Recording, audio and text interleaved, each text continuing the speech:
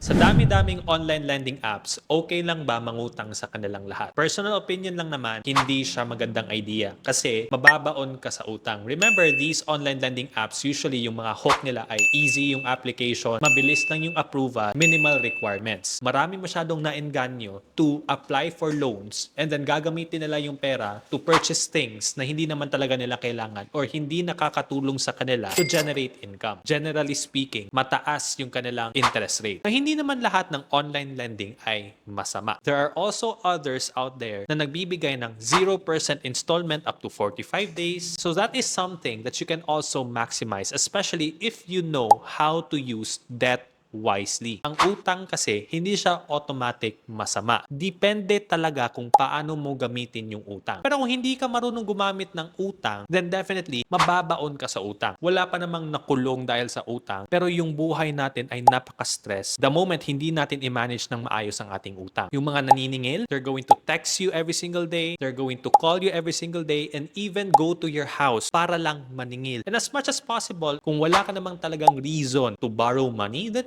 wag mo na lang gawin. Do not make reasons in your head to borrow money just because you have access to these platforms. As much as possible, your spending should be coming from your income, not from borrowed money. So ikaw, what are your thoughts about these online lending apps? Share your answers sa comment section.